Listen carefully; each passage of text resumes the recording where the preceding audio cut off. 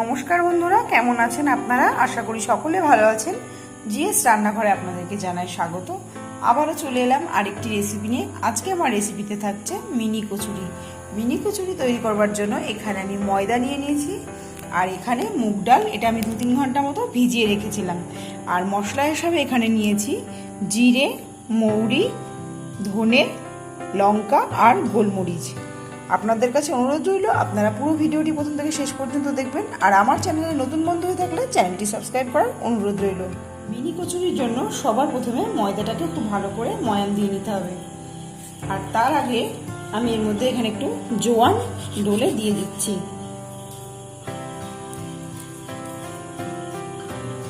দিয়ে দিচ্ছি সাদা তেল। এখানে পারলে আপনারা ঘিটা ব্যবহার করবেন, ঘি দিলে জিনিসটা আরো খেতে সুন্দর হবে। আর দিয়ে দেব পরিমাণ মতো লবণ। এবারে খুব ভালো করে ময়দাটাকে ময়ান দিয়ে নেব।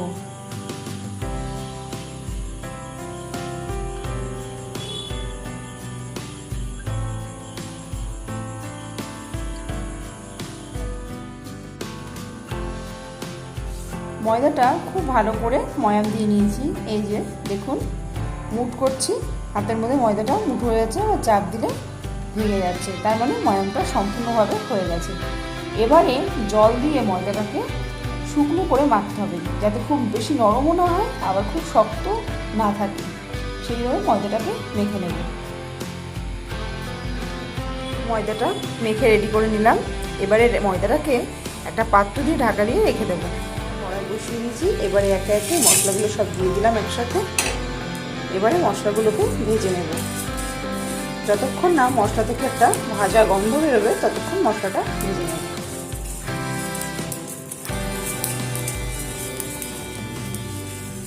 মশলাটা ভাজা হয়ে গেছে। এবারে এটাকে একটা পাত্রে নামিয়ে নেব। মশলাটা ভেজে নেওয়ার পর একটা মিক্সিং জারের মধ্যে দিয়ে দিলাম। এবারে মশলাটা গুঁড়ো করে নেব। মশলাটা গুঁড়ো করে নেওয়ার পর মিক্সিতে আমি ভেজানো ডালটা দিয়ে দিয়েছি, আর এই যে কয়েক টুকরো আদা আর 2টো কাঁচা লঙ্কা দিয়ে দিলাম। এবারে এটা পেস্ট করে নেব কোনো রকম জল ছাড়াই। আর এটা একটু দানা দানাভাবে পেস্ট করব, পুরো মিহি করে পেস্ট করব না। ডালটা পেস্ট করে নেওয়ার পর আবারও কড়াই বসিয়ে দিয়েছি। এবার এখানে আমি বেসন দিয়ে দিচ্ছি।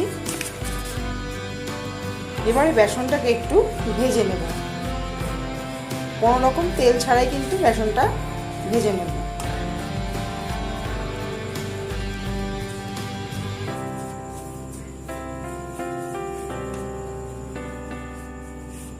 বেসনটা ভেজে নিয়েছি। এবারে বেসনটাকে একটা সাইড করে নিচ্ছি।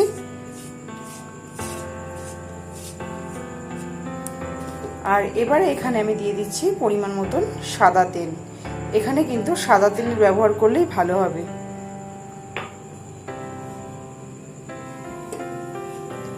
এবারে এই তেলের মধ্যে বেসনটাকে দিয়ে খুব ভালো করে মিশিয়ে নেব।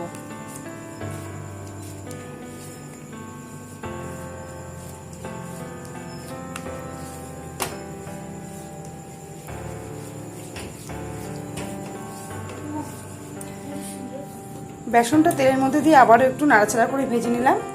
এবারে পেস্ট করে রাখা এই যে ডালটা এর মধ্যে দিয়ে দেবো।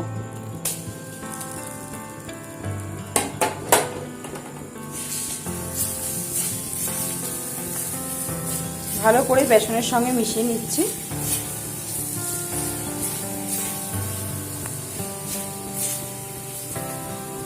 এবারে আমি এর মধ্যে দিয়ে দেবো স্বাদ মতো লবণ দিয়ে দেবো, সামান্য হলুদ গুঁড়ো দিয়ে দিলাম, আর দিয়ে দিচ্ছি চিনি। ঝাল এবং মিষ্টিটা অবশ্যই আপনারা আপনাদের স্বাদ অনুযায়ী ব্যবহার করবেন। গ্যাসের ফ্লেমটা লোতে রেখে বারে বারে নাড়াচাড়া করে এই পুরটা রেডি করে নিতে হবে।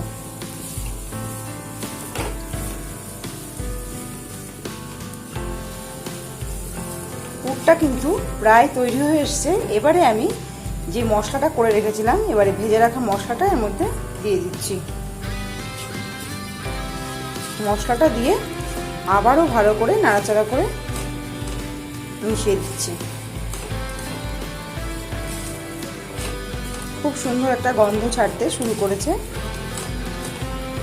মিনি কচুরির জন্য কিন্তু আমার পুর একদম রেডি হয়ে গেল।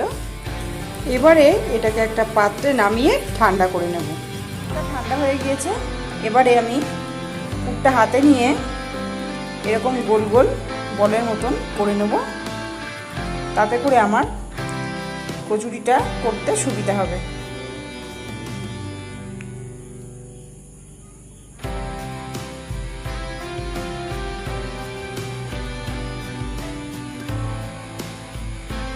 এভাবে আমি করে নিচ্ছি।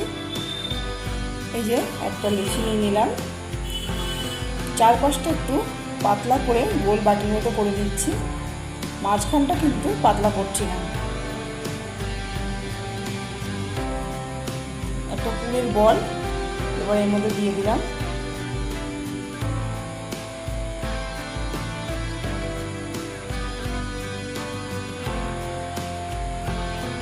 এবারে মুখটাকে বন্ধ করে দিচ্ছি।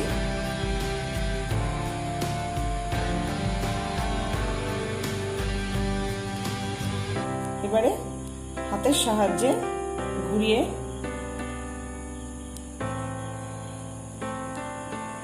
চ্যাপটা করে দিচ্ছি।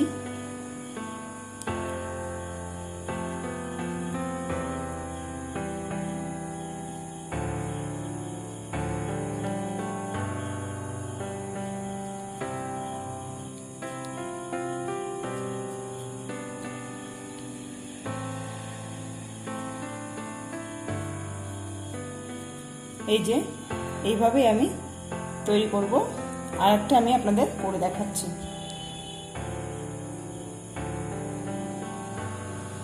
চারপাশটা পাতলা করে নিচ্ছি।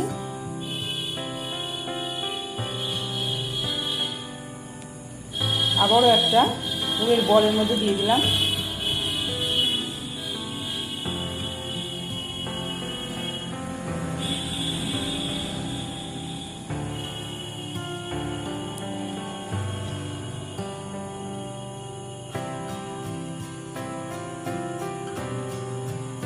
মুখটাকে সিল করে দেব।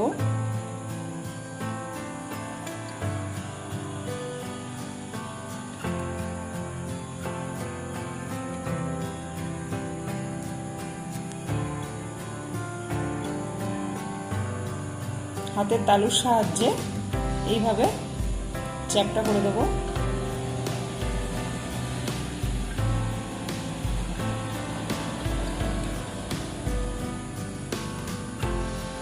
এই যে এভাবে আমি সবগুলো রেডি করে নেব। কচুরিগুলো পুর দিয়ে ভরে নিয়েছি। এবারে কচুরিগুলোকে ভেজে নেব। এগুলো ভাজার জন্য কড়াইতে তেল বসিয়ে দিয়েছি। তেল মোটামুটি গরম হয়ে গেছে। আর এগুলো ভাজার সময় কিন্তু তেল খুব বেশি গরম করা যাবে না। গ্যাসের ফ্লেমটা লো টু মিডিয়ামে রেখে এগুলোকে ভেজে নিতে হবে। আর এগুলো কিন্তু একটু ধৈর্য নিয়ে ভাজতে হবে, কেননা এগুলো ভাজা হতে সময় লাগবে।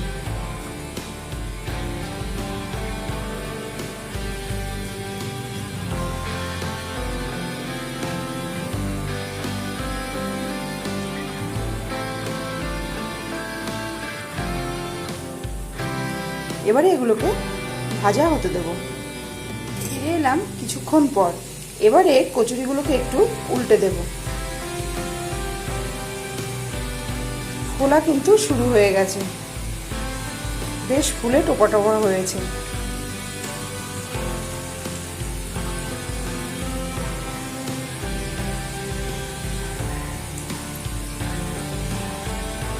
আবারও খুব ভালো করে ভেজে নেব।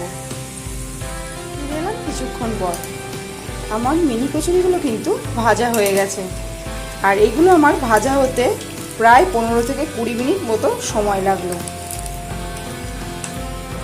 আর দেখছেন তো কি সুন্দর ফুলে উঠেছে। আর এগুলো কিন্তু খেতেও বেশ সুস্বাদু হয়। এভাবেই আমি বাকি কচুরিগুলো ভেজে নেব।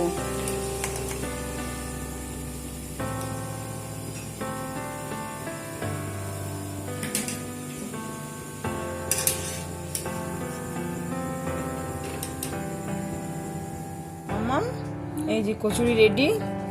এবার দেখো কতটা মচমচে আর কতটা খাস্তা হয়েছে। আবার গরম ভাঙতে পারছি না। এই যে কি সুন্দর, টোকা দিলে একদম আওয়াজ হচ্ছে।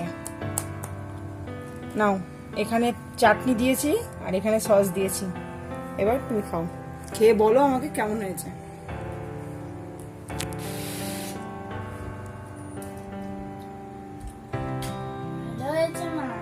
খাও।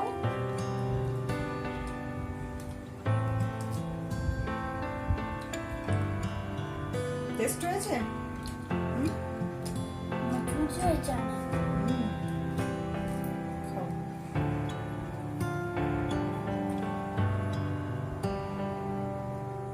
তৈরি হয়ে গেল গরম গরম মিনি কচুরি।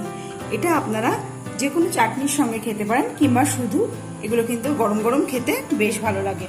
তো বন্ধুরা, আমার আজকের রেসিপি কেমন লাগলো আপনারা অবশ্যই জানাবেন। ভিডিওটি ভালো লাগলে লাইক, শেয়ার, কমেন্ট করতে ভুলবেন না। আজকের মতো শেষ করছি এখানে, আবারও হাজির হয়ে যাব নতুন কোনো রেসিপি নিয়ে। ততক্ষণে ভালো থাকবেন, সুস্থ থাকবেন, ধন্যবাদ।